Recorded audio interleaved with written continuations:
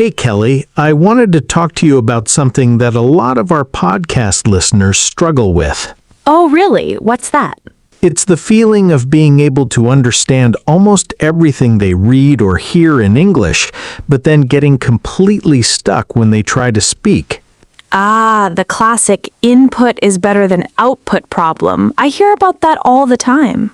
Exactly. They describe it like their brain is full of words, but their mouth refuses to open. It's an incredibly common and frustrating plateau to reach. I call it the silent intermediate barrier. I like that name. It's a very descriptive term. But why does it happen? Well, there are a few reasons.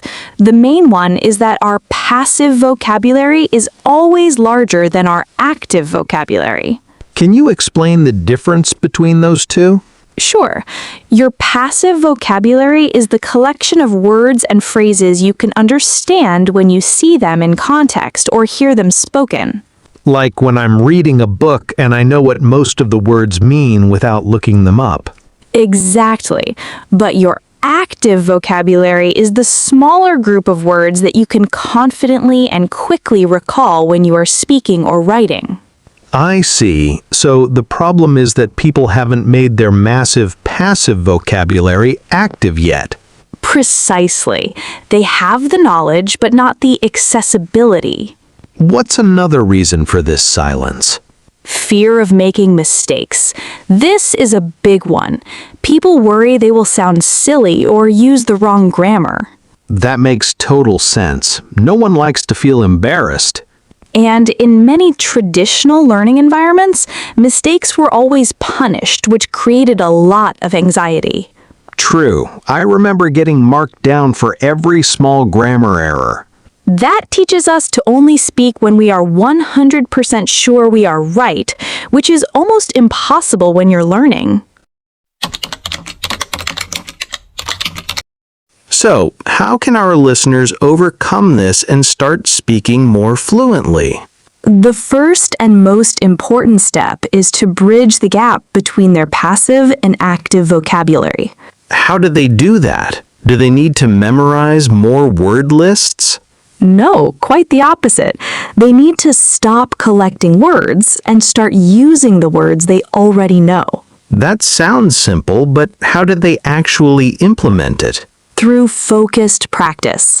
For example, instead of just reading a chapter in a book, they can try to summarize the main points out loud. A verbal summary. That's a good idea. They're forced to actively recall the words they just read. Exactly. Another great technique is shadowing. Shadowing? You mean copying a native speaker word for word as they talk? Yes, they can use our podcast for this. They can listen to a sentence, pause the audio, and try to repeat it exactly with the same intonation and speed. That sounds like it would help with pronunciation and the rhythm of the language too. It absolutely does. It trains your mouth and brain to produce the correct sounds effortlessly. What about the fear of making mistakes? How do they handle that? They need to shift their mindset from seeking perfection to seeking communication. Seeking communication. That's a key distinction. Most people don't care about your minor grammar errors as long as they can understand what you're trying to say. That's a relief to hear. I always worry about my tenses. Trust me, focus on getting your message across. The grammar will improve with practice, but silence won't get you anywhere. It's true. You have to speak in order to learn how to speak. Exactly. Mistakes are not failures. They are data points. They show you what you still need to work on. They should treat themselves with the same patience they would show to a small child learning their first language. Yes, when a toddler says, "I runned to the park," we don't criticize them. We just say, "Oh, you ran to the park." We correct them gently and encourage them to keep talking. We should do the same for ourselves. Don't be your own harshest critic. What else can they do to build their confidence? They can try talking to themselves. Talking to themselves? That sounds a little crazy. It's not crazy at all. It's the perfect way to practice without any pressure from an audience. Like a thinking out loud session? Exactly. They can describe what they're doing. I am making a cup of coffee. I'm pouring the milk. I am feeling a little stressed because I can't find my keys. Yes, this helps to connect the language to their actual lives and actions. It makes the English feel less like a school subject and more like a tool for daily living. And it's completely free and available at any time. What about when they are trying to have a conversation with someone else, but their mind goes blank? They can use filler words to give their brain an extra second to search for the words. Filler words like, let me think, or, Yes, or even actually and well. Those give them a brief pause without creating awkward silence. Exactly. It shows the other person that you are still thinking and haven't finished speaking. Another trick is to describe the word if you can't remember the exact term. Oh, that's a fantastic strategy. It's called circumlocution. Circumlocution. Wow, that's a fancy word. It is, but the concept is simple. If you can't remember microwave, you can say the machine that heats up food very quickly. Everyone will understand that, and it keeps the conversation moving.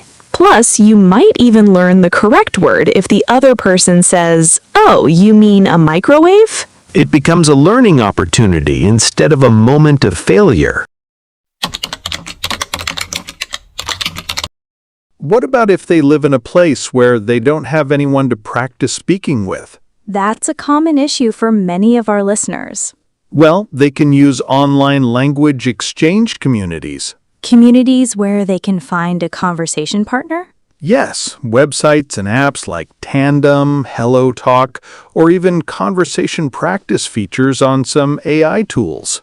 So they can find someone who is learning Burmese and is a native English speaker. Exactly. They get to practice and they get to help someone else learn. It's a win-win. It also introduces them to different accents and cultural nuances. And it makes the learning process more social and fun. Speaking of fun, can music help with this transition? Definitely. Singing along to English songs can improve pronunciation, flow, and the retention of phrases. I always find that lyrics stick in my head better than sentences from a textbook. That's because music engages our emotions and memory in a unique way. So they should make a speaking practice playlist. With songs that they enjoy and that have relatively clear lyrics. This is such helpful advice, Kelly. I think this is going to resonate with so many of our listeners. I hope so.